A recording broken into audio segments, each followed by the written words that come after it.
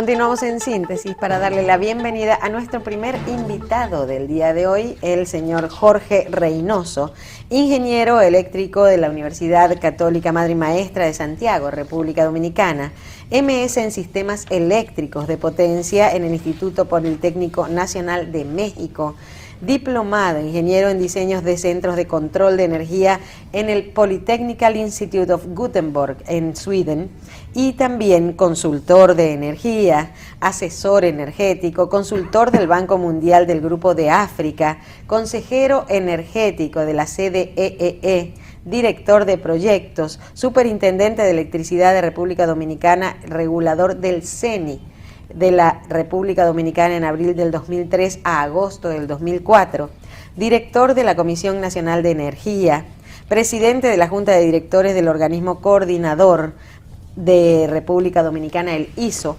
y también director de la Comisión Nacional de Energía de República Dominicana. O sea que ya ustedes saben que hoy vamos a hablar de energía y le damos la bienvenida al ingeniero Reynoso. ¿Qué tal? ¿Cómo está usted? Buenos días, muchas gracias por su invitación.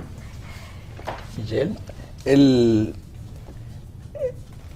los últimos meses venimos conversando, todos los dominicanos escuchamos el pacto eléctrico y todos los sectores que puedan participar, porque vemos que hay sectores que no tienen incidencia en este pacto, o algunos que están a través de otras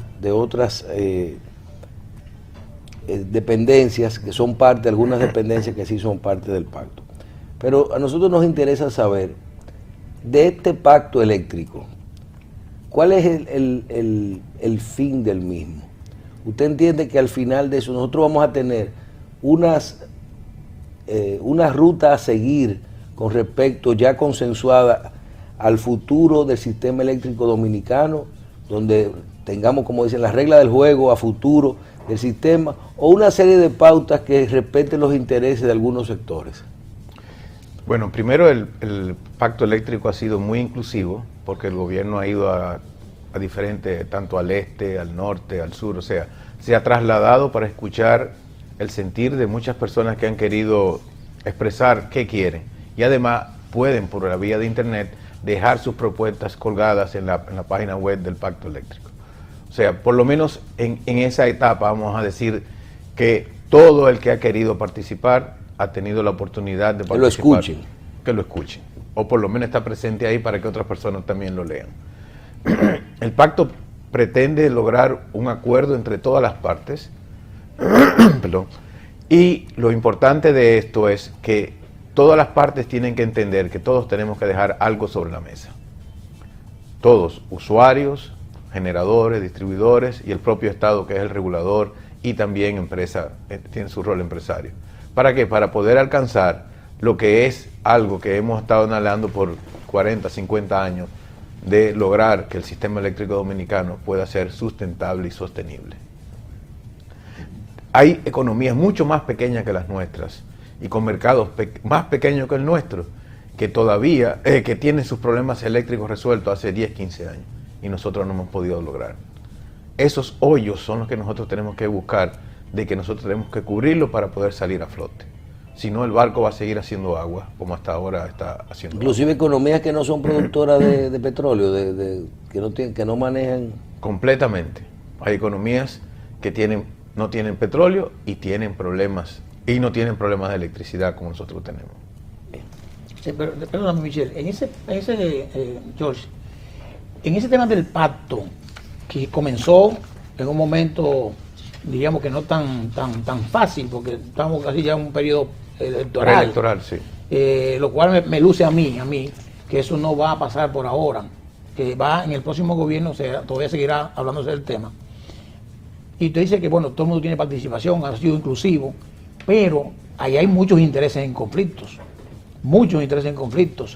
La pregunta es, el sector privado, porque usted está de los dos lados de la mesa, el sector privado se siente cómodo con eso, tratando de un pacto con un competidor, que es el gobierno dominicano, y que quiere ser más competidor todavía.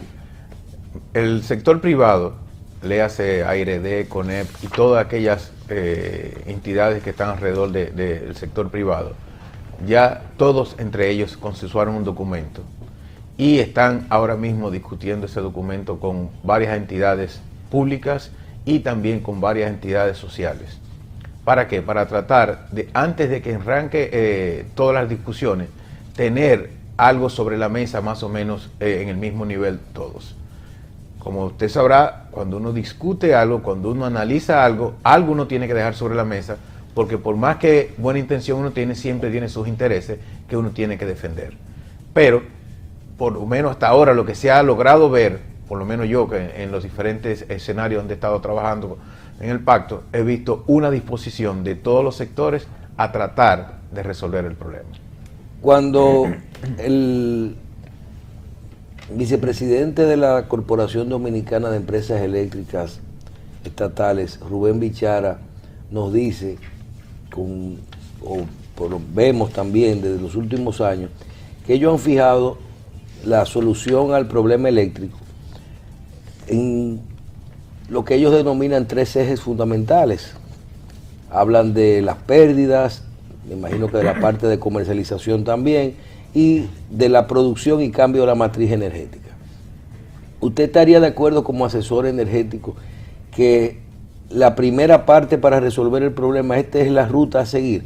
Fuera de que luego, basado en esto, los otros sectores, bueno, vean si esto, cómo se va a aplicar, si van a ser privadas, si van a ser estatales, cuál va a ser la cuota social, el subsidio, o sea, todo lo que implica, pero estas primeras medidas que ha determinado el Estado Dominicano, ¿usted está de acuerdo como asesor energético de que son las rutas a seguir, que es el inicio de la solución del problema? Sí, fíjese, algo esencial es que la caja del sector no tenga el hoyo que tiene hoy día, pero más esencial es que el regulador, el que esté regulando al sistema, trabaje como tal. Eso es sumamente importante. ¿Por qué? Porque cualquier inversionista lo primero que pregunta, ¿cómo están esas reglas de juego? Eso es lo primero que pregunta un inversionista. ¿Se cumplen las reglas de juego? ¿Sí o no? Si eso sucede así y tenemos que la caja que se le tape el hoyo, nosotros vamos a tener muchas personas interesadas en invertir en el país. Recuerde que este programa se dirige a todos los dominicanos, no a las personas del sector, de los sectores especializados, o sea, no el sector eléctrico en este caso. Cuando usted habla de la caja, de que el hoyo de la caja, con la caja, usted se refiere a que en la República Dominicana, si sumamos todas las facturas eléctricas de todas las residencias y negocios, toda la gente que paga luz, suma mensualmente unos 200 millones de dólares el precio de las facturas, y que de esto solo se cobra 110, 120 millones de dólares, que hay un déficit, se cobra menos de lo que se factura. Bueno, vamos a ponerla en el contexto. Lo que facturamos, cobramos el 96-97%. De lo facturado. De lo facturado. Ok, pero de lo que compramos. Perdón, de lo que se compra. Exactamente, dejamos como 30 y pico por ciento. Entonces no es de lo que se factura, aquí de lo que se factura se cobra bien. Casi se porque cobra si todo. no se corta la luz. Exactamente. Entonces, pero de lo que se le compra a las generadoras, o sea, si el gobierno compra todos los meses 200 millones de dólares de electricidad a las generadoras, solo le cobra a los clientes a través de las 3 distribuidoras 120 millones de dólares. De eso estamos hablando. Queda un hueco. Cuando usted habla del hueco, es la diferencia, es de esta diferencia que claro, pero esa diferencia viene por varias, vamos a decir, varios matices. Uno es que no se ha querido transferir todos los costos del sistema al usuario final. Claro. Ese es uno. O sea que todavía yo que estoy pagando mi luz Es más cara. carísima con relación a cualquier país del mundo, ¿el gobierno me está ayudando en parte de esa factura? A veces sí, pero ahora no. Ahora mismo no, de que el combustible ha bajado, por el precio del petróleo. ya los que estamos consumiendo más de 700 kilos, no estamos recibiendo subsidio del Estado. Pero, O sea que el hay Estado, más por de eso es que la factura no me ha bajado. que no le ha bajado. Por eso a mí no me ha bajado la factura No, con lo que que estoy bajo el combustible. Lo que dice la superintendencia es que ellos si usted ha oído hablar de un FETE, que es el Fondo de Estabilización de la Tarifa Eléctrica, que ese fondo ha acumulado por muchos años Déficit. un dinero ahí que no se ha podido, es igual que el de combustible, que ustedes a veces oyen que dicen que por qué no rebajaron la combustible si bajó, pues es que hay una caja que no ha sido transparente para que todo el mundo sepa, bueno, ya yo le debo al Estado 1.000 pesos. Cuando el Estado pueda bajar el artículo, no, lo que va a hacer es que darme un crédito a ese débito que tengo ahí. Y si el Estado coge y toma como lo que sería un borrón y cuenta nueva hoy, y dice, pongan todos los subsidios en su sitio, y todo lo que le debemos a la generadora en su sitio, y todo, la gente y dicen, vamos a hacer 2 cajas, la caja social, esto es la gente que no pagan luz, que el gobierno eso no va a representar 50, 30 millones de dólares mensuales, 600 millones, 500 millones de dólares al año, y la gente que sí paga luz, vamos a comprar esa luz a los precios del combustible de hoy y a vendérsela más adelante, a revendérsela a ellos. ¿Me podría bajar el precio de mi factura? Mire, la tarifa media hoy día debería estar por debajo de lo que está recibiendo la media de todo el mundo. ¿Qué es lo que se debe hacer en todo tiempo? Usted traspasa el costo de lo que cuesta adquirir la energía, el transporte, que es la transmisión, y lo que cuesta hacer el servicio de distribución y comercialización. Pero es que nosotros no entendemos eso, ingeniero. Yo le quiero hacer una pregunta. Si yo estoy pagando 10,000 pesos de luz, desde que consumiendo lo mismo, desde que el petróleo estaba a 90 y a 100 dólares, y hoy me dicen, borra todo eso, estamos en cero otra vez. Esa factura de 10,000 pesos con los precios del petróleo a 60 dólares, ¿me va a llegar a 6,000?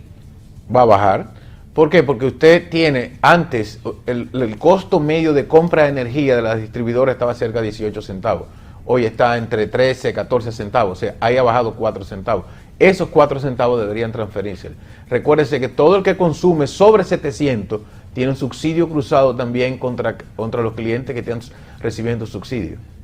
O sea, ¿y qué es lo que es 700 más o menos? Eso viene siendo una casa de familia, una empresa. Clase media, un poquito, media hacia menos arriba. De 700 viene siendo una gente que lo que tenga una nevera, una lavadorita y 2 bombillos. No, hasta un aire tiene.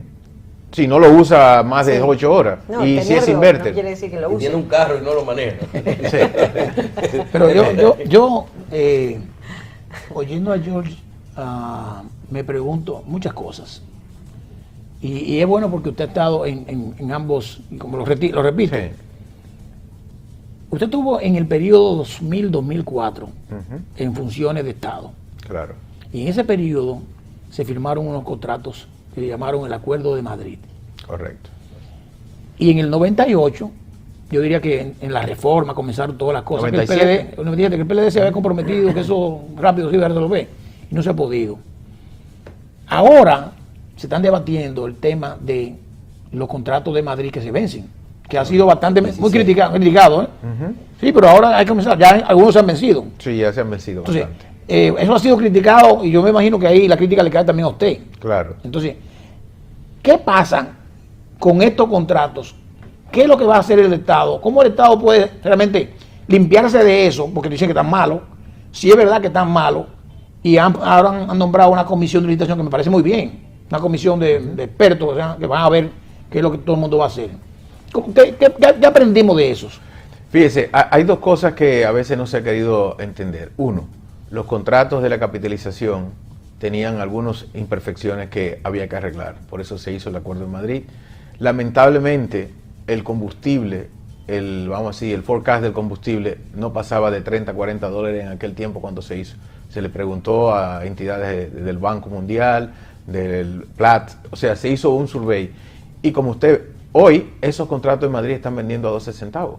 O sea, el problema quizás no es el acuerdo en sí, el problema es que están muchos de ellos indexados a un combustible que es volátil, que es externo, un precio que tenemos que internalizarlo. Ahora, ¿cuál es la lección aprendida hacia adelante? Que los contratos tienen que reflejar las condiciones del mercado. O sea, las variaciones. Las variaciones del mercado. Que en este caso fueron estáticos. Bueno, no fueron estáticos porque después del Acuerdo de Madrid el Estado sí siguió. El largo plazo no es malo, lo malo es que así como que hubiera sido inverso, porque los que venden electricidad pudieron seguir vendiendo a estos precios hasta que venzan, garantizar esto hasta que venzan esos acuerdos. Lo que debió ser al revés, o sea, que para haber estipulado, porque ahora inclusive esta planta de... ¿Cómo se llama la planta? Catalina. La planta que estaba apagada. Coyentri, que ahora está trabajando. San Pedro Macorís, que no le gusta que le digan ya Coyentri. Bueno, pero el contrato de Coyentri, un contrato que pagaba creo que 5 millones de dólares, aunque la planta estuviera apagada, cuando el combustible pasa, mensuales, cuando el combustible pasaba de los $70 el barril, porque era más negocio pagar la pagada. Fíjense que lo que pasa, el Estado, tenemos que ponerlo en el lugar que cuando se hizo eso. Recuérdense el periodo de los 90, que es quizá uno de los periodos energéticos más duros de nuestro país. La inflación altísima. El Estado comienza a trabajar en paralelo dos situaciones. Una situación que comienza a tratar de hacer la reforma del sector eléctrico, que había comenzado con el presidente Balaguer en aquel tiempo, y no había podido lograrlo. ¿Qué sucede? Cuando en el 97 comienzan a mirar cómo está el parque energético dominicano, estaba muy, muy deteriorado. Por decirle, plantas que generaban 100, daban 60, 50. ¿Qué quiere decir? Que cada unidad que yo le suministraba de combustible a esa planta, solamente me iba a dar el 50% de lo que normalmente ella debe dar. Entonces, teníamos un parque súper deficitario, y por eso el Estado compra las turbinas de gas y hace una licitación para adquirir la planta de Sespen, que son 3 turbinas que son a gas, ciclo combinado, muy eficiente porque tiene una eficiencia moderna, pero el único problema que tenía era el combustible.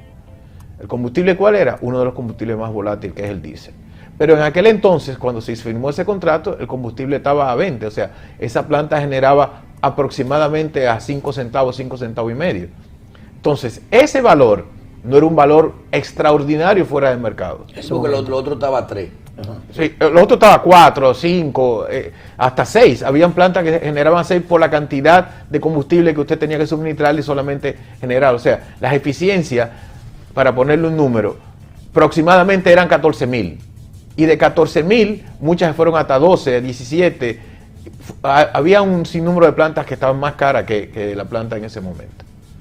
¿Qué sucede? Hay que mirar las eficiencias hoy día de casi el parque eléctrico dominicano. Se han movido de 14,000 unidades, para decirle que usted antes tenía que suministrarle para producir 1 kilo, ahora está a 9,000 unidades para producir 1 kilo. No, pero me quedó una explicación incompleta para mí, y yo me imagino para los usuarios, en base a lo que decía Michelle. Todo el mundo ha criticado el tema de la planta San Pedro Macorís, vamos a llamar San Pedro Macorís, para no decir Corrientes. Okay.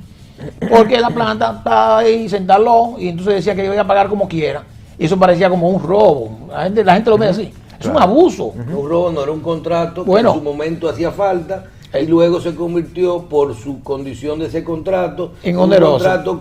Un contrato oneroso para el Estado. Bueno, yo no sé, porque... Bueno, eso es lo que la gente dice. Sí. Yo vi una explicación clara con relación ahí tenemos en pantalla.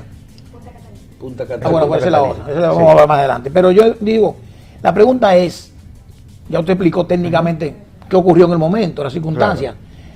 Dice, bueno, es que yo invertí, como inversor, un inversionista extranjero, invertí y tengo que recuperar mi inversión. Claro. Y el Estado Dominicano tiene que garantizarme a mí mi recuperación de la inversión. Eso es lo que estaba pasando con eso, ¿no? No necesariamente. El Estado hizo una licitación en el cual el Estado compraba una planta a través de un operador. O sea, esa planta es una planta que hay que pagarle el préstamo, vamos a decir, el capital de ella con un banco. Y el Estado en ese momento... Porque esa planta es del Estado. No del Estado, pero lo que quiero decir es, ¿el Estado qué hizo? Hizo una licitación para comprar una planta en la cual él se hacía cargo responsablemente del valor del capital de esa planta. Exactamente. O sea, el Estado, conjuntamente con la empresa, eran responsables ambos de pagar lo que era el capital de la empresa. O sea, había que pagar el préstamo. El préstamo. Y había un pass-through, bueno, no sé cómo se llama en español eso, pero una transferencia del valor del combustible que se le iba a echar a esa planta, para ponerlo. Un carro, supongamos que usted me dice, mira, yo necesito un carro para llevar toda esta correspondencia allí. Yo le digo, ok, yo lo compro, si tú y yo somos solidarios en pagar ese préstamo. Vamos, exacto. Yo quiero que esa es la aclaración que queda. Hay una necesidad, lo primero que hay que irse al contexto de la época. Había una necesidad de tener energía disponible rápido. Eso es lo primero. El Estado quiere una planta. Correcto. O quiere que alguien se la ponga. No aparece. Se busca una solución. Entonces el Estado dice, ¿por qué yo no puedo comprar esa misma planta yo directamente para que al final me quede a mí? Porque usted no es sujeto de crédito. Claro. Entonces, Una persona le dice al Estado, mira, yo soy una empresa, yo soy sujeto de crédito, yo voy a instalar esta planta, pero en el contrato tú no solo me tienes que comprar energía, tú tienes que garantizar que lo que yo pago más para adelante al banco, eso se me pague a mí. Tú me compres la luz o no me compres la luz. Correcto. Aunque estemos prendidos, claro, siempre y cuando sea por culpa tuya o por culpa de factores externos. De eso se trata, porque hay mucha gente que a veces somos injustos con el tema de la planta de Cogentrix por el tema de se nos olvida la época, claro, lo que estaba ocurriendo en el momento con el sistema energético. Así mismo. Es así, ¿verdad? Así mismo es. Bien. En el cambio que está realizando el Estado de tener más electricidad, cambiar la matriz eléctrica y que todo esto se combine entre el 2016 y 2017 con el cambio con la finalización de los contratos de los acuerdos de Madrid, una de estas cosas es la instalación de Punta Catalina. Correcto. De la planta nueva de carbón que está realizando el Estado en República Dominicana. ¿Cómo usted ve la instalación de esta planta en cuanto a la capacidad, los valores a que se ha adquirido esta planta y el tipo de combustible que se ha elegido? Mire, algo que hay que diferenciar, muchas veces se ha estado hablando de que vamos a diversificar la matriz. La matriz ya está diversificada. Lo que vamos es a mover un combustible que tenemos, que es el fuel hoy, lo vamos a mover a carbón. O sea, vamos a aumentar la participación de carbón y vamos a disminuir la participación del fuel. Eso es para a mover. ¿Y qué estamos haciendo? Un combustible que es volátil, lo vamos a mover a un combustible que es menos volátil. Exacto. Pero ese combustible menos volátil tiene una inversión mucho más grande que una planta de fuel. Okay. Por decir, hoy los precios están a 12 centavos, 12 centavos y medio, hasta 13 centavos. La planta de carbón dijo que va a vender entre 11 y 11 y medio, más o menos, eso es lo que se ha estado. ¿A cómo están hoy? 12 y medio, 13 centavos, hoy ha bajado hasta esos niveles. Bajó hasta 11 y ¿Y la pico. planta de carbón a cómo va a estar? Según lo que se ha dicho, porque no tenemos la información técnica en la mano, 11 centavos y medio. 11 centavos, o sea que yo pensaba que era 8 centavos, 9 centavos. O sea, no hay un margen. No hay un margen. 8 es sin todos los costos asociados al préstamo, a los estudios, Sí, o sea, todo, como dicen, all inclusive, sí, como 11 centavos y medio. O sea que si el gobierno termina de hacer esa planta de su bolsillo y comienza a vender energía de esos 700 megas, son 700 megas. Son netos 700, sí. Ajá, 600 y algo, sí, ya. Que se pueden producir, vender. Lo podría vender a 10 centavos de dólar porque su costo de producción andaría por 8, si no tuviera intereses privados la planta. No, fíjese, aún teniendo intereses privados, o sea, el Estado tiene que pagar el préstamo. Entonces, lo único, si le incluimos solamente el préstamo ahí adentro, o la oportunidad que tiene el Estado para el dinero, en vez de haberlo puesto ahí a ponerlo en otro sitio, sí está Pero de los 2.000 millones millones de dólares, yo creo que ya el Estado ha puesto como 600. Un poquito más de 600. Pero también con préstamo, ¿eh? No, bueno, me imagino que quizás Sí, el Banco porque- de Reserva lo ha ayudado. No, y cuando tú emites bonos y lo pones ahí, es lo Exactamente. mismo. No, Exactamente. pero en ese sentido no. El Estado lo está haciendo. Lo que pasa es que ese es un tema difícil, pero la percepción mía es que el Estado está haciendo lo correcto. Y al final uno lo va a poder apreciar. Y mira que yo no estoy en muchas cosas de acuerdo con el sector. Pero para mí, que parte de lo que el ingeniero nos decía al principio, de que este dinero, cuando el combustible bajó, que el gobierno tenía un dinero presupuestal en el subsidio, fíjate que todo ha quedado igual en el sistema. Parte de ese dinero se va a usar para esa planta de carbón. Sí. Porque que ellos no es verdad que si ellos tenían ya en el presupuesto nacional 1.000 millones de dólares para el presupuesto energético, Sí. la factura de luz no ha bajado y el petróleo sí bajó. Entonces ahí hay 300, 400 millones. Es verdad que van a poner 200 aquí, pero hay 200, 300 de por ahí que tú verás que vienen. Sí, el problema básico ahora mismo es que usted dice, bueno, le bajaron los precios a los distribuidores, no le bajaron el precio a los usuarios. El Estado tenía ya un subsidio preparado. ¿Por qué está subiendo la deuda con los generadores? Entonces eso es un contrasentido ahí que nosotros no entendemos qué es lo que está pasando en la matemática. Porque aún se haga el rejuego que usted está diciendo, algo debería estar o de quedarse igual el valor de la deuda de los generadores, porque usted está recibiendo una factura mucho menor, o usted debería ver dónde está aplicando ese dinero. Acuérdese de mí que eso es un poquito de cada cosa. No, pero eso es lo que yo le digo, aún haciendo Hay ese un rejuego. poquito de cada cosa.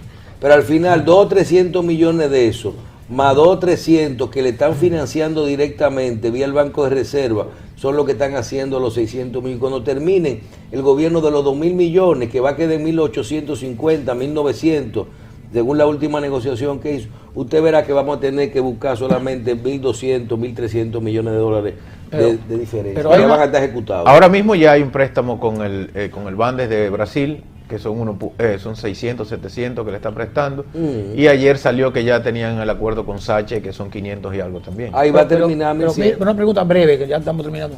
Sí. La gente espera que con esa planta, la de la Catalina, va a haber el problema, quizás resuelto el problema de los apagones, o que baje significativamente. Ya hemos analizado los costos. ¿Es una percepción equivocada de la gente?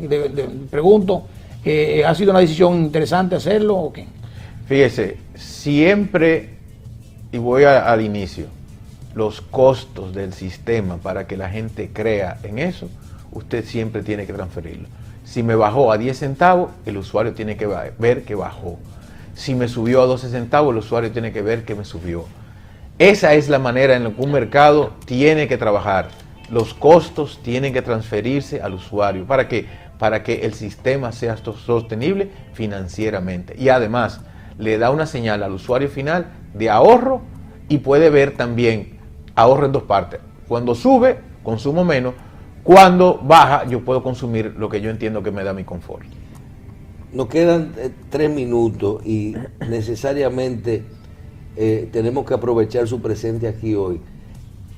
Si tuviera en manos suya la decisión total de los generadores, las EDES, el CDE, del sistema, ¿qué usted haría en los próximos 2 años para resolver el problema eléctrico? ¿Lo que se está haciendo, qué usted haría diferente? Vamos, yo le voy a poner cuál sería el esquema. Licitación para todo y cada uno de los contratos de corto, mediano y largo plazo. Licitación pública internacional. Ya hay una comisión para eso. Exactamente. Ahora, es una licitación que tiene que tener todo y cada uno de los elementos necesarios para que sea transparente, para que sea competitiva y con la seguridad necesaria para que esos contratos puedan venir a precios exactos. Porque si hay inseguridad, esa inseguridad se transfiere a los contratos. 2, trabajar fuertemente en todo lo que es la distribución y la comercialización de la energía eléctrica. Hoy día todavía es poco lo que hemos avanzado en comercialización. Usted llega a una comercializadora del país, a una estafeta o cualquier sitio, y el trato usuario-empresa ha cambiado muy poco.